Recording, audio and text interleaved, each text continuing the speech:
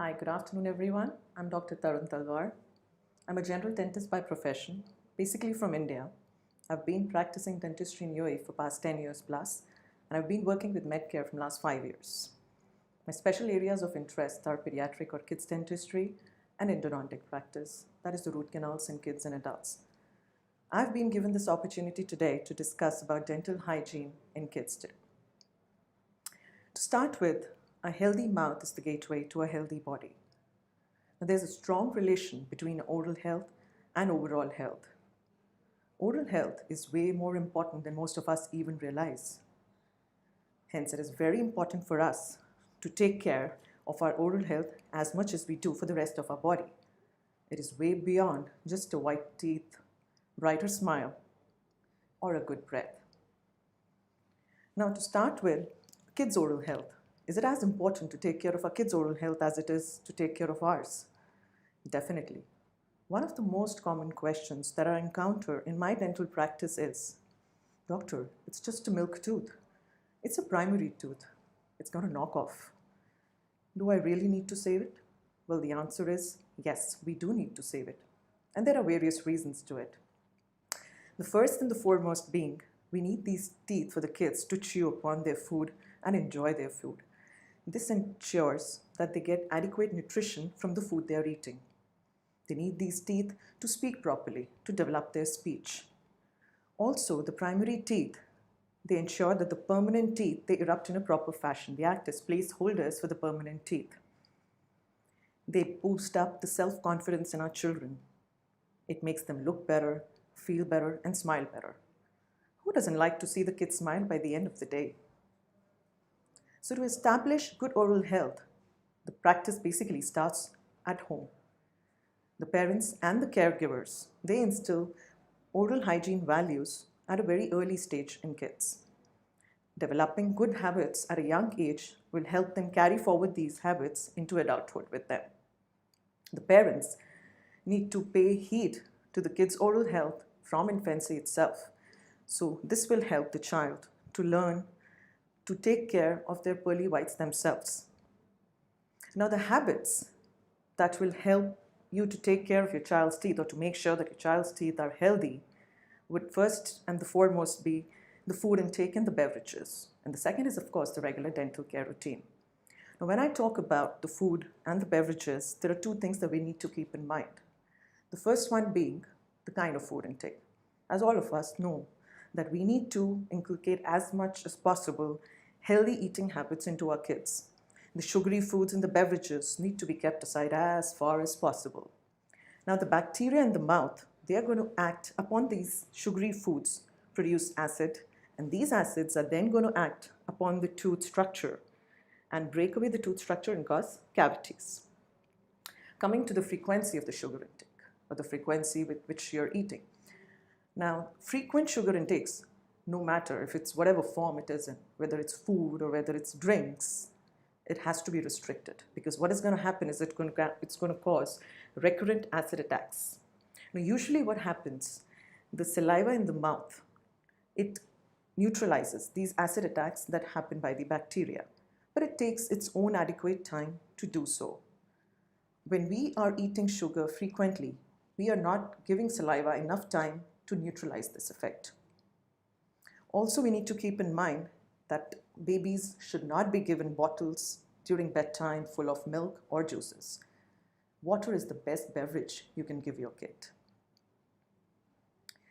About the food, for instance. So the food it has to be healthy and the frequent sugar intake has to be restricted upon. Now, another way in which the bacteria can be transmitted into your infant's mouth is from us as parents. Oh yes. So we don't realize on day-to-day basis when we are tasting the food before putting the spoon in the kid's mouth. And that's a very easy way for the bacteria to get transmitted into their mouths. We need to be careful that we are not sharing utensils. Also, at the same time, we need to ensure that we are taking good care of our oral hygiene to minimize this bacterial transmission. Now, coming to good dental care routine. Let's be honest, all the kids, they cannot be accustomed equally to practice the dental care and habits. Some kids are different. They get into brushing and flossing very easily. At the same time, there are others for whom the basic dental care activities is a nightmare. So that leaves their tooth more prone to decay, cavities, and gum diseases. So what do we do as parents? One thing I can ensure is your child will practice oral health in a better way if you are doing so. So we as parents or caregivers need to make sure that we are practicing oral hygiene in a proper way to ensure that we set a good example in front of the kids and they do the same following us. Also, we can make brushing as a fun activity in the family. We can make it as a family activity. The little ones impersonate the parents or the elders in the family very easily. So we need to make it fun for them. We can do it with them. We can participate with them. So it's fun as well as the work is done. Also, it ensures us to make sure that they are following the right technique. Now, why do we need to brush the teeth in the first place?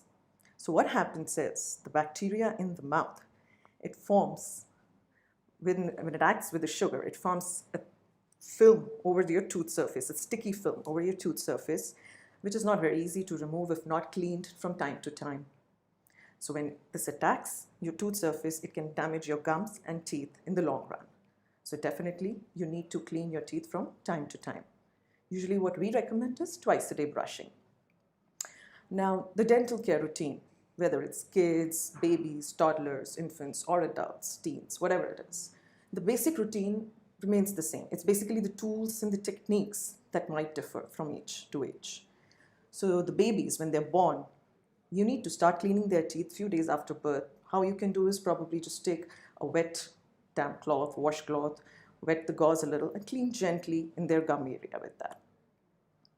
Then coming to 0 to 2 years. Now, when do you first give the brush to your kid? It's basically when you see it, you need to clean it. The first pearly white you see in the mouth, you need to start brushing it gently.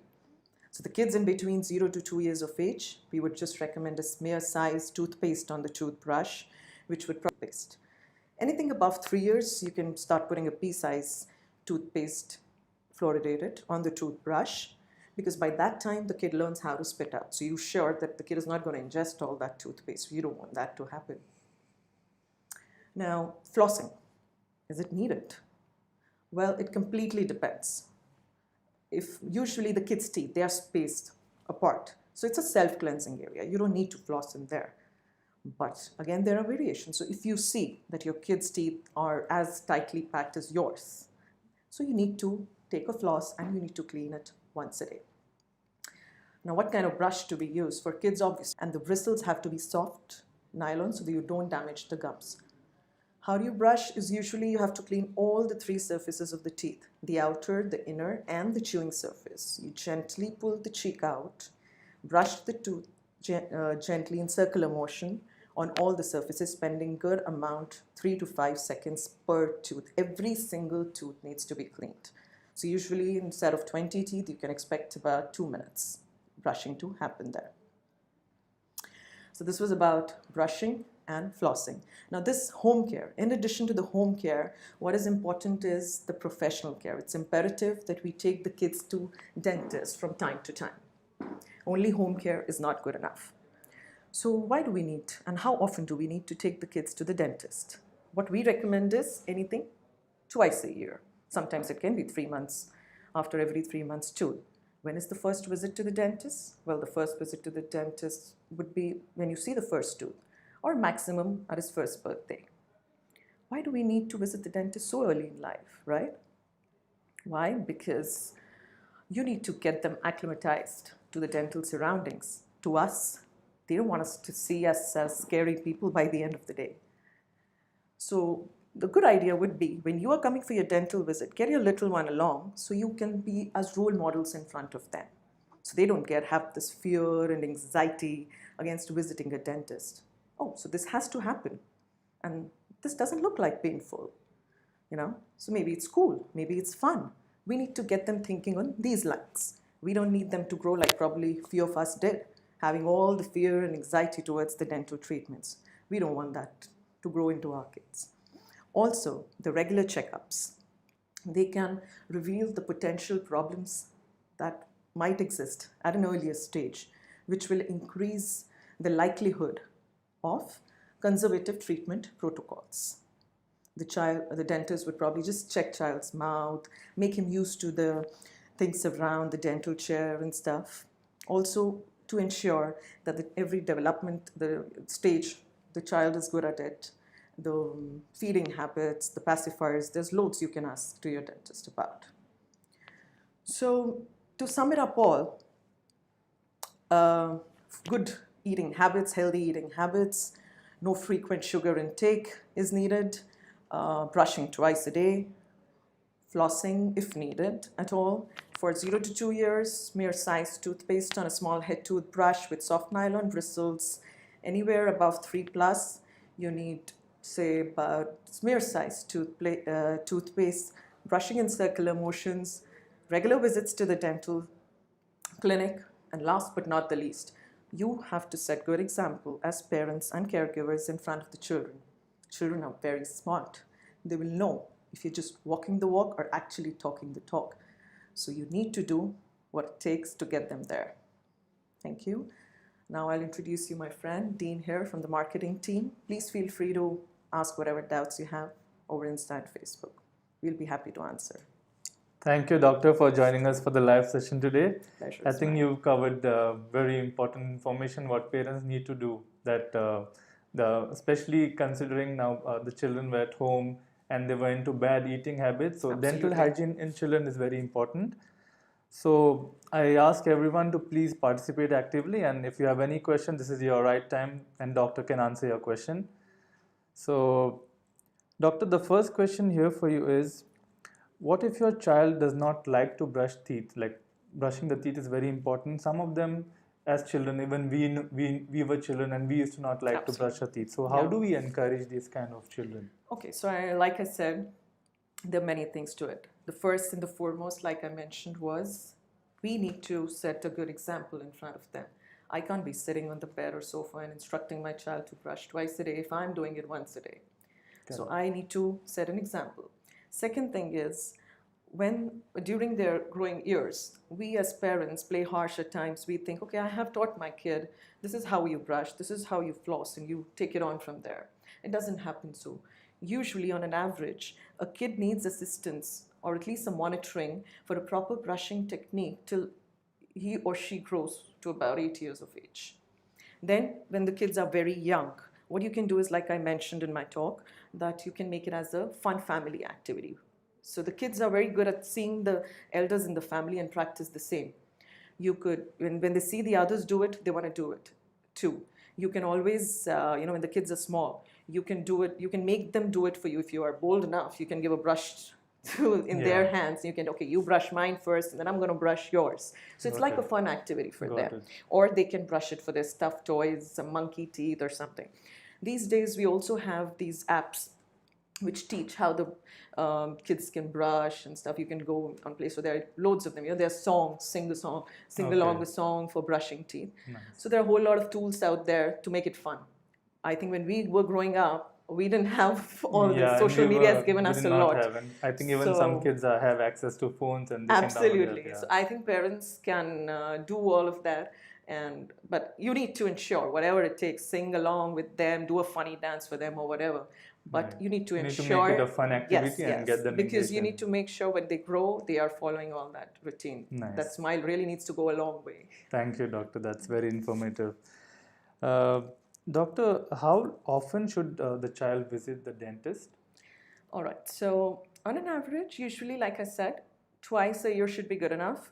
But again, it depends from child to child.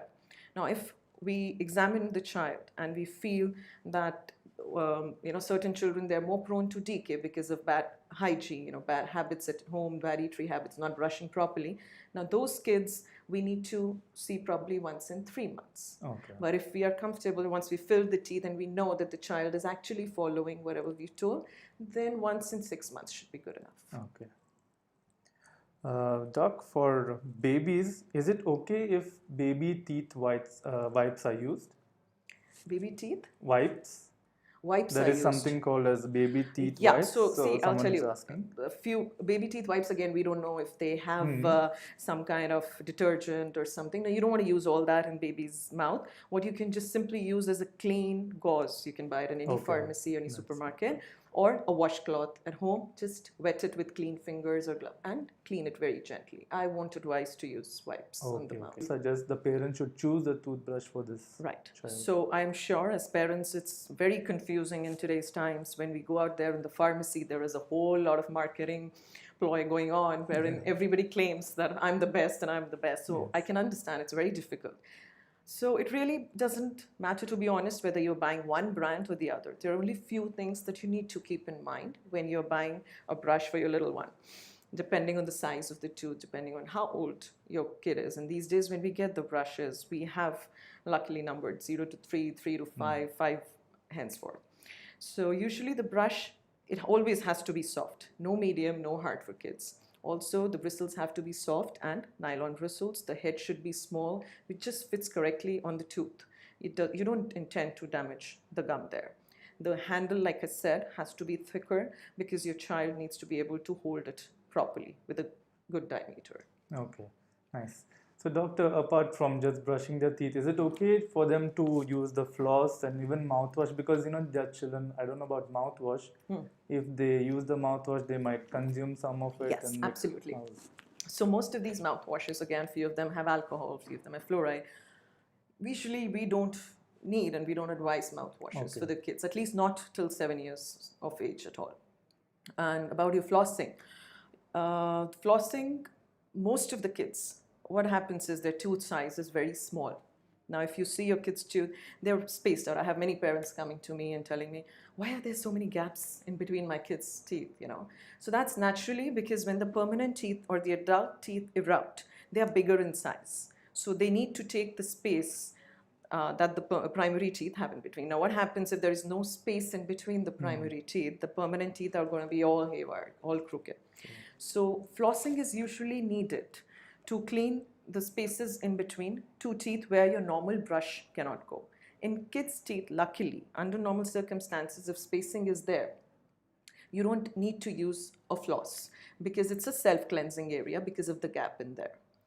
But there are kids in which I have seen there is no spacing in between the teeth. So in that case, yes, we do need to use a floss like we do for ourselves. And how often do we recommend? If your kid is big enough and you do need to use a floss, it has to be once a day.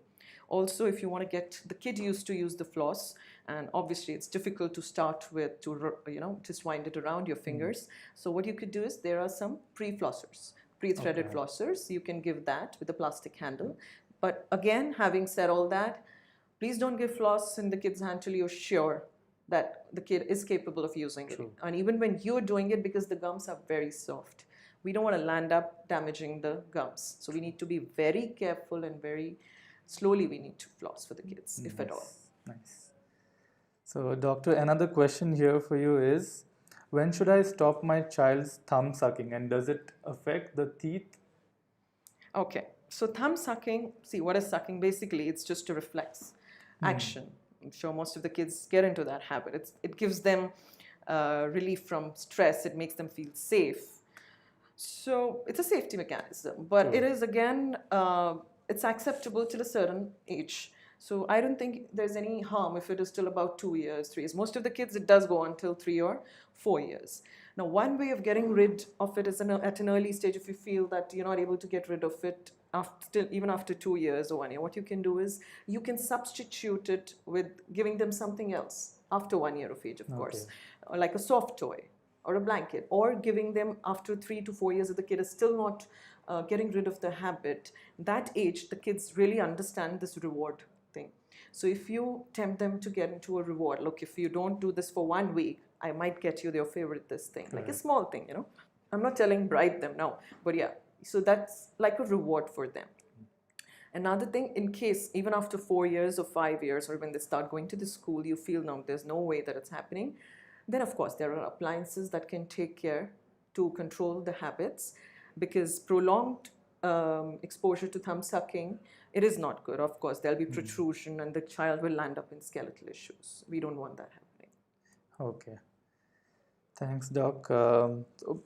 Are baby teeth when are they permanent, and why do they need special care? Because anyways, baby teeth, like they're going to fall off. So someone's asking, like, why do they need this special care, even if it's baby teeth? Yeah, so like I said, this is one of the most common questions that I come across in my practice. There's so many, especially if tooth needs root canal. I've seen so many mothers getting very anxious. Doctor, why do we have to do root canals for kids?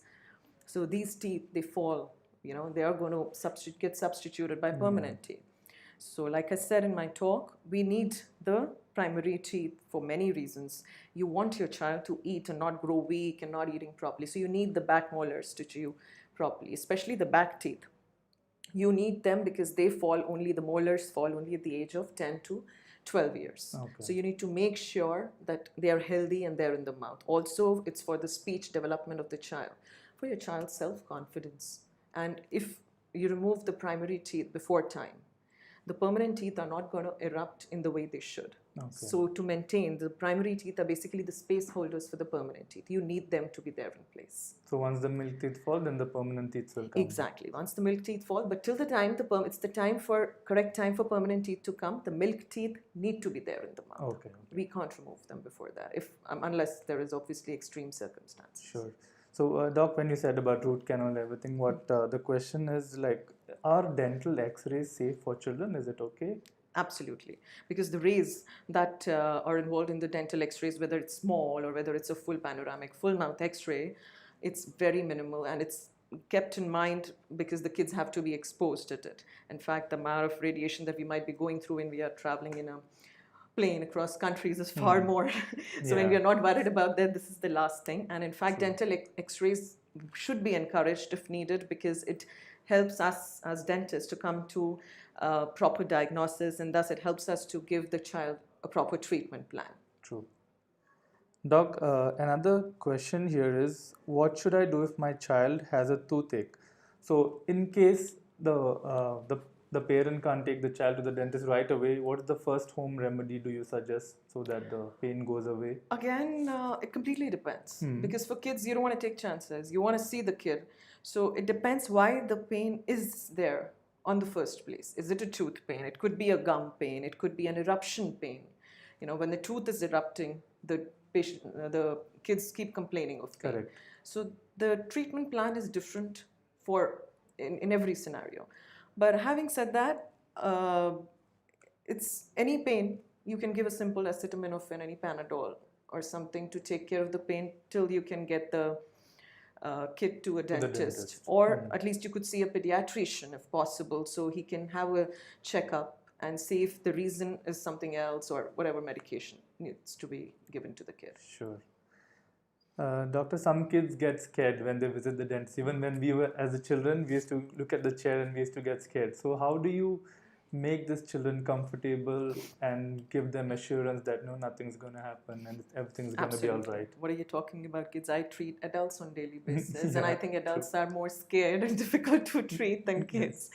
For the reason being, like you said, when we were growing up, I don't remember that I was taken to a dentist very commonly. So I probably, or many of us, as a matter of fact, had that fear and anxiety in our head that what happens in this dental setup. All that when the kids walk in the room is seeing a guy or a lady with a white coat, and that white coat fear, yes, is inculcated inside. And what happens in the dental chair and instruments, to be honest, are not very easy to digest by anybody, whether it's an adult or a kid. So to start with, like I said, if you start bringing the kid from a very early stage, like few months or 1 year, and so I don't think I need to be scared of the sound, the drill. I don't see this water coming out is going to do any harm to me. So first thing is that yes, they see the parents and they get fine with it. Okay, yeah, so this doesn't look scary. Second thing is when they visit the dentist's office, to start with, we just try to make them as comfortable. The first few visits is just about knowing each other. I always tell my patients' parents that I am not going to do any major treatment in the first visit. Just to give them assurance. You don't want to leave a bad impression in the kid's mind for lifelong, like probably few of us have, because most of the parents or the patients who come to us have had a bad dental experience Yeah, previously. especially the first impression. The first time only they Absolutely. work something on your teeth and you Absolutely. feel pain, you don't feel like going back. Yes. So when you True. say that the kids are scared to get in the dental inventory, there are a few reasons to it. The first and the foremost being the fear and the anxiety of unknown. They don't know what's going to happen here.